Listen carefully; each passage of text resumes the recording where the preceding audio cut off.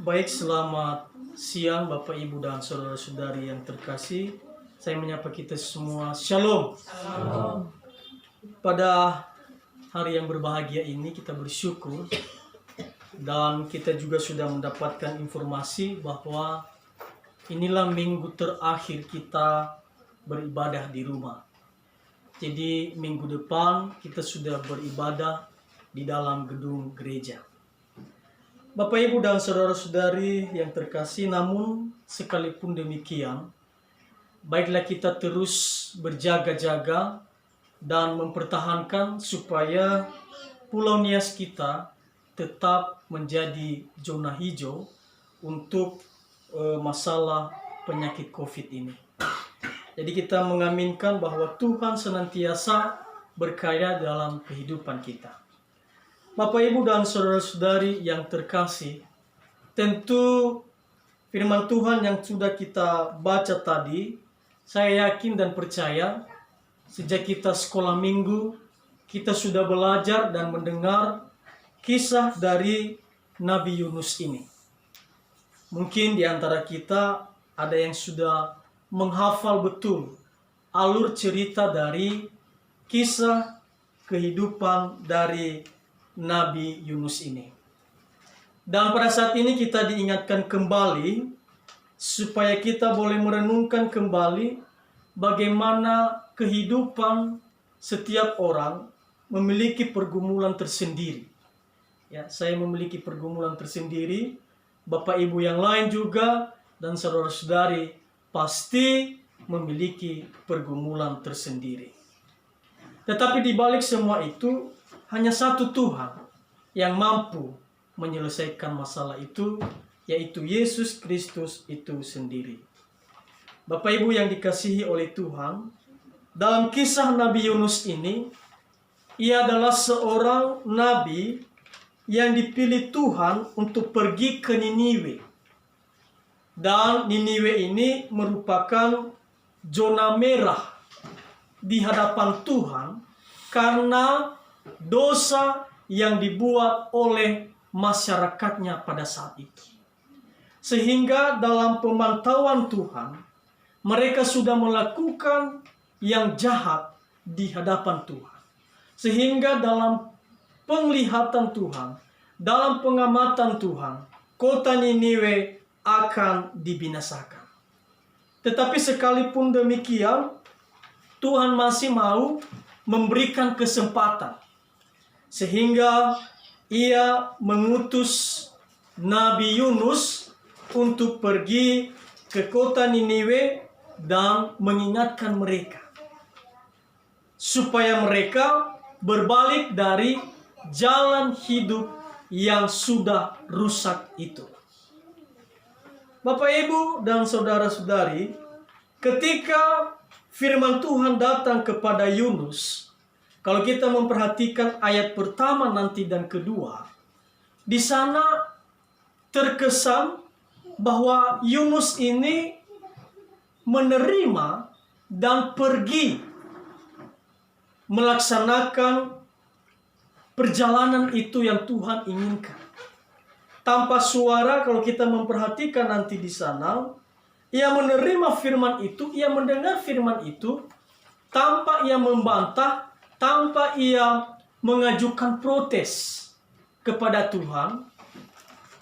Tetapi kalau kita memperhatikan selanjutnya nanti, Yunus ini ternyata dalam hatinya ia menolak apa yang diperintahkan Tuhan. Bahkan Yunus ia secara diam-diam mempersiapkan dirinya, ya, melakukan perjalanan bukan ke kota Niniwe, tetapi dia mempersiapkan perjalanannya pergi ke kota Tarsis yang jauh dari Tuhan. Kadang-kadang ini terjadi dalam hidup kita, ya. Kadang-kadang ini terjadi dalam hidup kita. Kadang-kadang kita memang tidak protes dengan apa yang kita dengar dari firman Tuhan. Tetapi kadang-kadang hati kita menolak. Dan secara diam-diam kita mengikuti apa yang kita pikirkan sendiri. Sehingga ada penolakan di dalam firman Tuhan. Bapak, Ibu, dan saudara-saudari, kalau kita memperhatikan bagaimana akibat orang yang menolak firman Tuhan secara diam-diam. Ya. Ketika ia lari dari Tuhan, maka masalah mengejar hidupnya. Inilah poin yang harus kita renungkan. Demikian juga bisa terjadi dalam kehidupan kita yang sekarang ini. Ya. Jangan sampai kita lupa ketika kita melarikan diri dari hadapan Tuhan, percayalah, masalah itu pasti akan mengejarmu. Untuk itu, lebih baiknya jika kita berserah kepada Tuhan daripada kita melarikan diri. Memang masuk zona merah ini merupakan tantangan besar bagi Yunus, sehingga ia melarikan diri. Dan dalam perjalanan melarikan diri, kita sudah tahu bahwa tiba-tiba kapal yang ia naiki bersama dengan rombongan orang lain, tiba-tiba badai mengamuk dan angin sehingga mengancam kehidupan orang-orang yang di atas kapal itu. Bahkan mereka berusaha untuk kembali ke darat, tetapi tidak bisa lagi. Maka mereka berdoa kepada Allah mereka masing-masing. Mereka berseru kepada Allah mereka yang mereka percayai. Karena di atas kapal itu, mereka berbeda-beda keyakinan, berbeda agama, berbeda kepercayaan. Dan kalau kita melihat di sini, tidak ada Allah lain selain Allah orang Israel. Sekalipun mereka berteriak kepada Allah lain, sekalipun mereka menaikkan seruan kepada Allah yang mereka percayai, tidak ada jawaban. Di sini kita melihat bahwa Allah yang kita sembah adalah Allah yang hidup. Tetapi yang menjadi masalahnya, Yunus adalah seorang yang takut Tuhan. Berasal dari keluarga yang takut Tuhan. Orang Ibrani, orang Israel. Tetapi ketika ia lari dari Tuhan, ketika ia tidak mengindahkan apa yang Tuhan perintahkan, ia tidak menjadi berkat. Bahkan Yunus menjadi batu sandungan. Bahkan Yunus menjadi pemicu malapetaka. Bahkan Yunus menjadi sumber masalah orang lain. Maka mereka membuang undi dan ketahuanlah bahwa Yunuslah yang menjadi sumber masalah yang mereka hadapi. Namun sebelumnya Bapak Ibu, ada banyak kerugian yang dialami oleh orang lain gara-gara Yunus. Barang-barang mereka buang ke laut. Ya. Harta benda mereka buang ke laut. Kenapa? Karena Yunus menjadi sumber. Nah, kalau kita melihat nanti, Yunus akhirnya dibuang ke laut dan barulah badai dan angin itu tenang. Karena sumber yang sesungguhnya telah didapatkan. Bapak, Ibu, dan saudara-saudari yang terkasih, inilah akibat dalam kehidupan kita ketika kita tidak mengindahkan firman Tuhan. Kita pasti akan menjadi sumber masalah orang lain. Dan kita pasti akan merugikan orang lain. Kita pasti akan menyengsarakan orang lain. Inilah akibat orang-orang yang lari daripada Tuhan. Untuk itu, Bapak, Ibu, dan saudara-saudari, marilah kita merenungkan firman Tuhan ini dan marilah kita mendekatkan dalam pribadi kita masing-masing. Jangan sampai kita tidak menjadi garam dan terang dalam dunia karena kita lari dari panggilan Tuhan. Bahkan ada plesetan yang saya baca di Facebook kemarin, jangan menjadi gudang garam, tetapi jadilah garam dunia. Sepintas memang agak lucu, tetapi kalau kita merenungkan, itu juga sedikit menegur kehidupan kita. Benar juga, jangan sampai kita menjadi gudangnya garam, tetapi kita tidak pernah menjadi garam dunia itu. Ya, kita menjadi sesuatu yang tidak berharga, bahkan kalau kita melihat itu merusak. ya, merusak kehidupan, jangan sampai kehidupan kita seperti itu. Dan kalau kita melihat ketika Yunus menyadari dan ia dibuang dari orang-orang itu, maka Tuhan memerintahkan ikan yang besar untuk menelan Yunus. Bapak, Ibu, dan saudara-saudari, inilah awal pertobatan. Ya, Tuhan memakai media, yaitu ikan yang besar, untuk membuat Yunus bertobat. Ya, kadang-kadang Tuhan juga sering mengingatkan kita. Ya, Naba Banua atau sering di kampung, kadang-kadang banyak kesaksian-kesaksian orang percaya, ya, ketika disengat tawon, ya, ketika disengat tawon, nalau wakil damenaya di geto, nanu iusu ira geto, abena soba malalini kira ira. Ya, kadang-kadang kita digigit ular, barulah kita menjerit-jerit dan bertobat dan mau mengakui kesalahan. Ya, kadang-kadang kita digigit nyamuk dan kemudian menjadi DBD dan baru kita bertobat. Oh Tuhan, saya tidak lagi berbuat ini dan itu. Tuhan bisa memakai media apa saja. Tapi dalam firman Tuhan ini yang dipakai alat media untuk mengingatkan Yunus akan pertobatannya, yaitu seekor ikan besar. Bapak, Ibu, dan saudara-saudari yang terkasih, di sini menarik, ketika ia ada di dalam perut ikan, ia berdoa.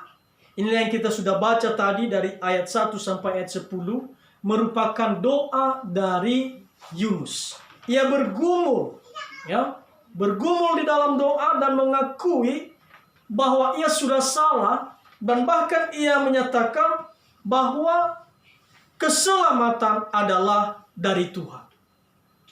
Ya, ketika ia tahu bahwa ia sadar ia sudah salah, ia berbalik dan ia bertobat. Bapak, Ibu, dan saudara-saudari yang terkasih, ya, tetapi sering kita menemukan semakin kita diberi cobaan, semakin kita mengeraskan hati.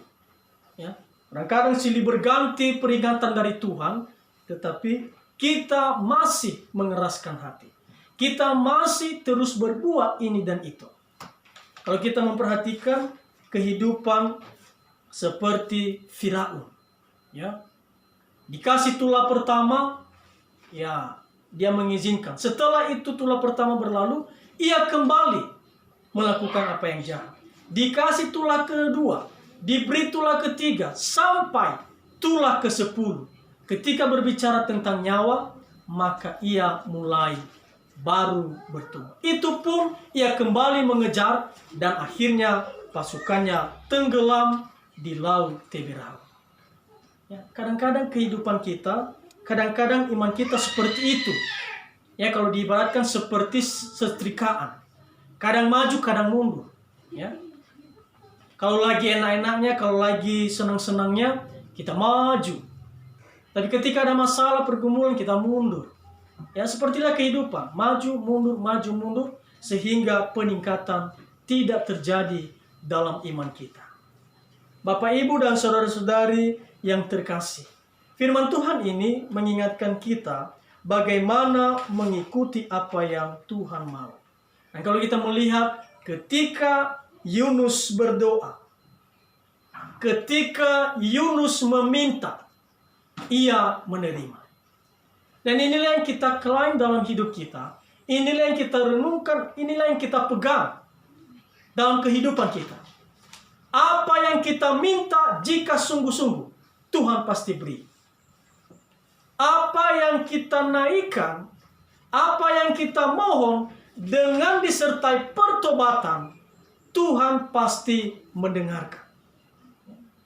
Apapun itu, ya, seperti Yunus, ia didengarkan oleh Tuhan karena ia bertobat. Bapak, Ibu, dan saudara-saudari yang terkasih, kalau kita memperhatikan nanti bagaimana kehidupan selanjutnya dari Yunus ini, ketika ia hidup dalam pergumulan, ia berdoa, ia mengakui Ketika ia mengakui dosa, ia mendapatkan kelepasan. Selama kita menyembunyikan dosa itu, ia pasti terus memperbudak kita. Selama kita menyembunyikan dosa itu, maka ia terus akan memperbudak kita. Tetapi ketika kita mengakuinya di hadapan Tuhan, percayalah, kelepasan dan kelegaan akan menjadi bagian kita. Tapi selama kita masih berpura-pura, bersembunyi di dalam dosa itu sendiri, maka percayalah, hari demi hari ia terus memperbudak kehidupan kita. Jika kita tidak mau diperbudak oleh dosa, akuilah dosamu di hadapan Tuhan. Maka ia adalah Allah yang setia. Ia akan mengampuni segala pelanggaran kita. Nah, kalau kita melihat nanti hasil dari pertobatan Yunus ini, ketika ia pergi ke kota Niniwe, pelayanannya berhasil. Banyak orang yang bertobat. Ya. Saya juga membaca di dunia maya kemarin, bahwa hanya orang-orang yang sudah bertobat yang mampu mempertobatkan orang lain. Selama kita tidak bertobat, mana mungkin orang lain bisa kita ajak ke jalan yang benar. Ya. Hanya orang-orang yang sudah bertobat sebelumnya yang akan bisa mempertobatkan orang lain. Ya. Oleh kuasa Roh Kudus ia bekerja nanti. Tapi hal yang lebih utama, kita dulu harus dipertobatkan. Seperti Yunus, ia bertobat di dalam perut ikan. Ya, mudah-mudahan hari demi hari kita bertobat. Ya, tanpa terkecuali dimanapun. Kita bisa bertobat di kebun, kita bisa bertobat di dalam kamar, kita bisa bertobat di ruang tamu, kita bisa bertobat di sekolah, kita bisa bertobat di dalam pekerjaan kita. Kita bisa bertobat di mana saja. Yang penting kita menyadari, tak perlu merasa segan dalam situasi apapun, di dalam tempat apapun. Tuhan ada di mana-mana. Ya. Ketika kita menyadari Tuhan ada di mana-mana dan tidak terikat, jangan hanya di gereja. Oh, berarti di gereja kita bisa bertobat. Tidak. Bahkan pertobatan Yunus ini dimulai di dalam perut ikan. Di tempat yang gelap. Di tempat yang tidak mengenakan. Tetapi ketika ia berseru kepada Tuhan, ia mendapatkan apa yang ia inginkan. Bapak, Ibu, dan saudara-saudari yang terkasih, minggu lalu kita memperingati bagaimana pada hari Kamis Yesus naik ke surga. Maka berita penginjilan kita yang meneruskan.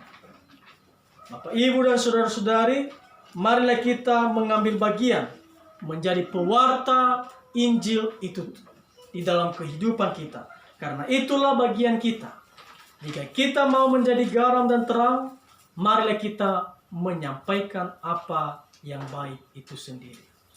Jangan kecewa dan jangan berputus asa. Masalah boleh ada dan Tuhan pun tetap ada bagi kita yang senantiasa percaya kepadanya. Demikian jauh firman Tuhan ini. Semoga menjadi berkat bagi kita. Mari kita berdoa.